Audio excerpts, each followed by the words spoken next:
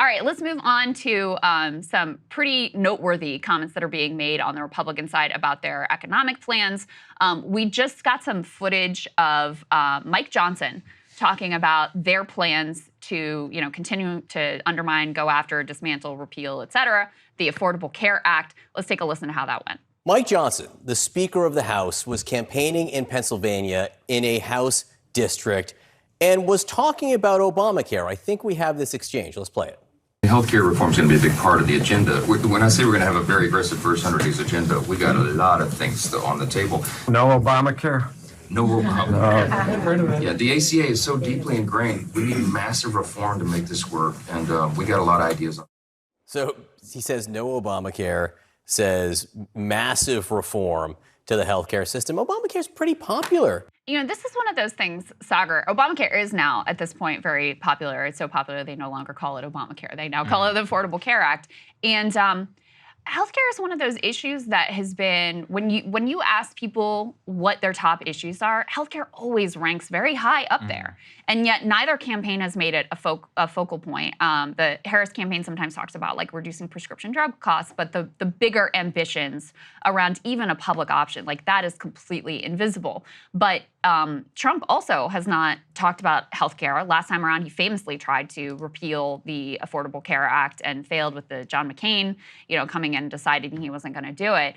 And so, you still have the true believers like Mike Johnson, who is the Speaker of the House, who is, absolutely dedicated to repealing the Affordable Care Act. Yeah, I wouldn't say Obamacare is popular. I would more say that repealing protections in Obamacare is unpopular. And because there is a difference. I mean, if you look at it, people hate the healthcare system, which is basically that's true. What it is right now. I hate the healthcare system. But they don't want to go back either to what it was before, because they want to maintain the coverage for pre-existing conditions and some of those reforms that have been important. That is the key. I mean, but in general, if you ask people, you're like, do you like your healthcare system? No. Are healthcare prices too high? Yes. Like if you go down the litany of things. That's what Republicans always delude themselves into thinking that they'll be able to do. I mean, just recall 2018 blowout midterm election almost entirely because of the ACA vote. You can ask any of the Republican candidates, specifically in the swing states, every single one of them blamed the vote on repealing the Affordable Care Act as one of the reasons they lost. Martha McSally down in Arizona. That's literally why Kristen Sinema is in the Senate, which is kind of wild to think about.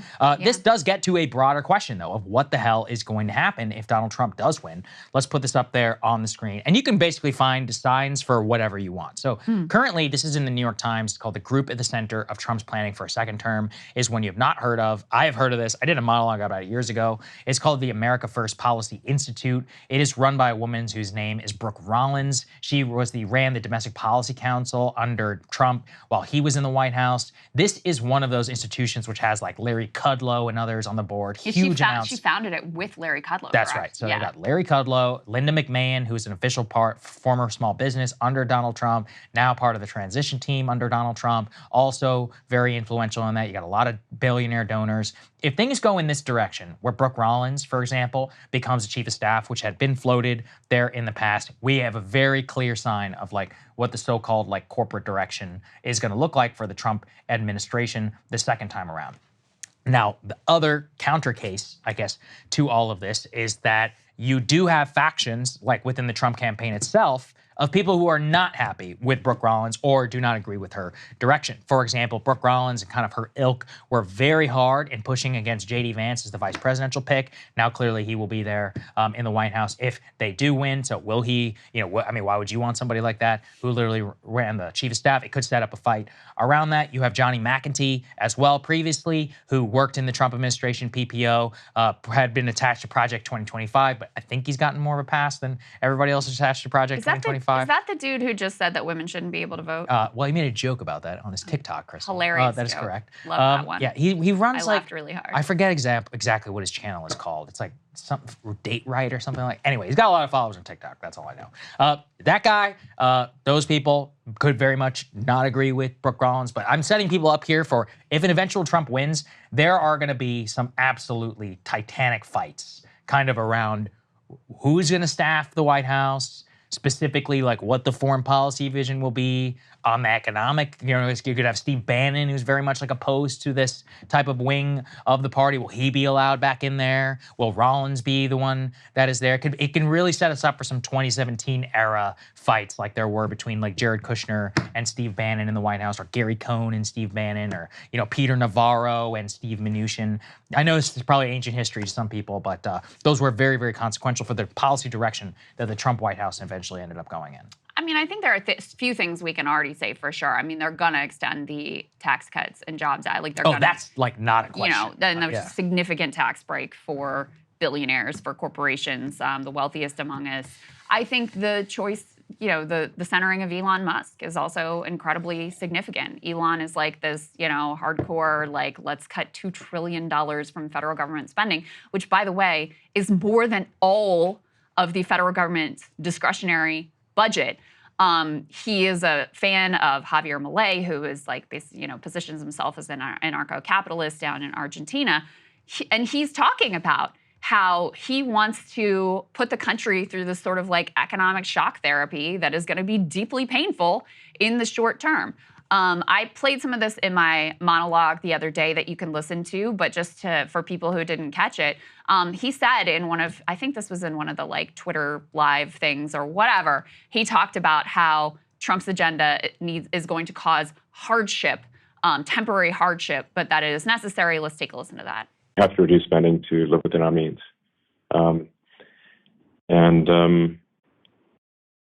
That necessarily involves some temporary hardship, but it will ensure long-term prosperity.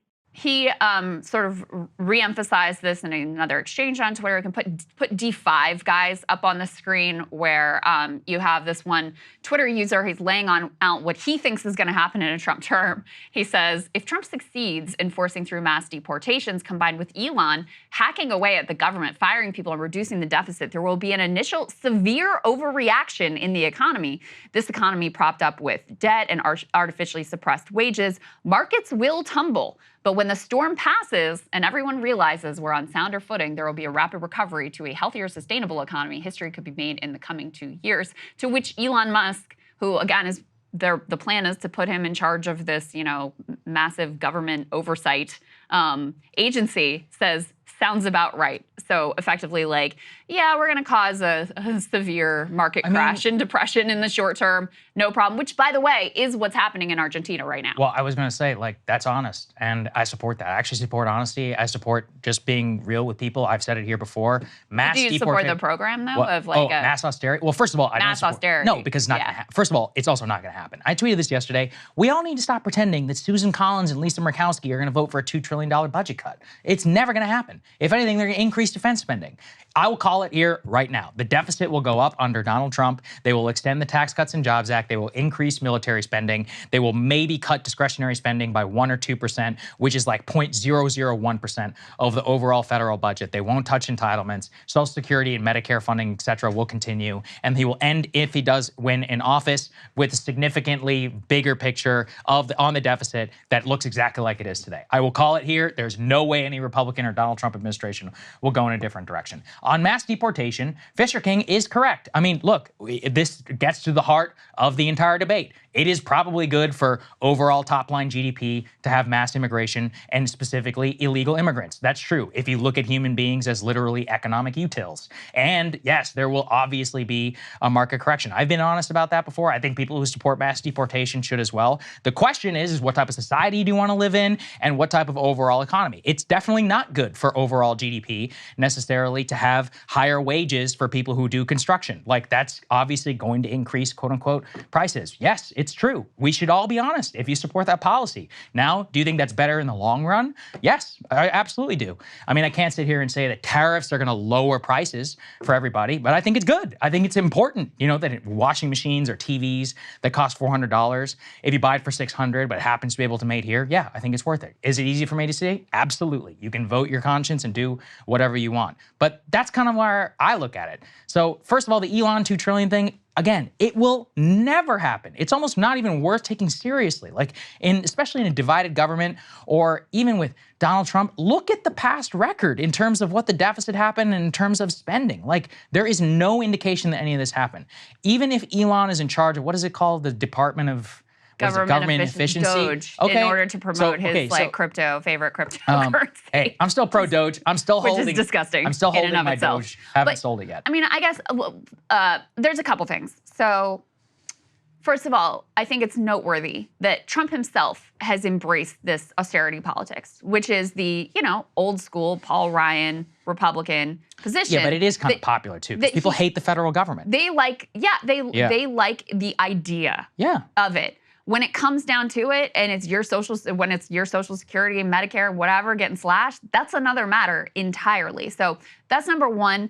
And number two is, I do think it's a strange argument to be like, you should support this program because it's not, you're going to support this candidate who embraces this program because the program he's pushing for isn't actually going to happen.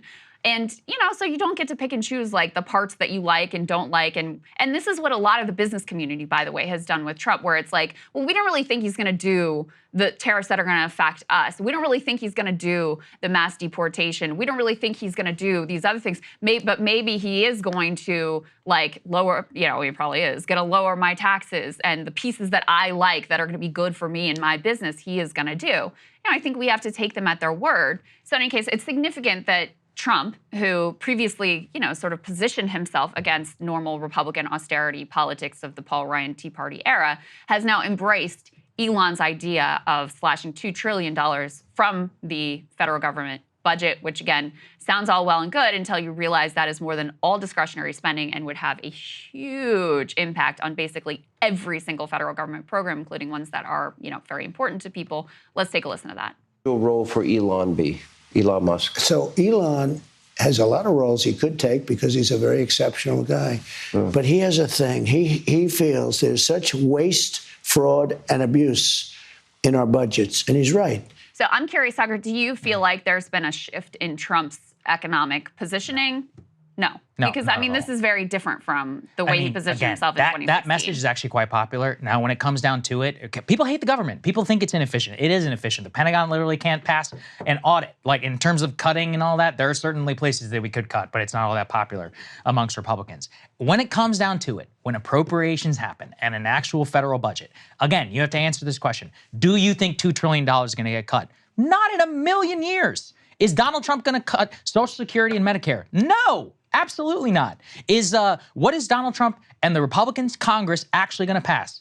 TCJA, and maybe if there's a Democratic House, they'll do some child tax credit bargain to get that through. Half CTC, half TCJA extension. Some corporate tax cuts and others are going to get left on the table, and the deficit's going to go up. Like, this is where we have to be real. Even if Elon was in charge of the so-called Department of Government Efficiency, like, again, mechanically, people need to understand how the government works. What are you going to do? You're going to ask the GAO, the Government Accountability Office, to commission some blue ribbon report or whatever that's going to bring back to you, and it's going to take a year to give you a report about what can be cut and what's not. But again, the way that we know how government works is Congress has to sign off on every single appropriation, and the executive has basically zero authority outside of some very narrow definitions about what they can and can't spend money on unless the Congress literally agrees to it. So, like, this is where you're saying, like, can't pick and choose. I'm not picking and choosing. I'm being, like, totally real about what this will look like. And frankly, this gets to a little bit of something that annoys me is Silicon Valley arrogance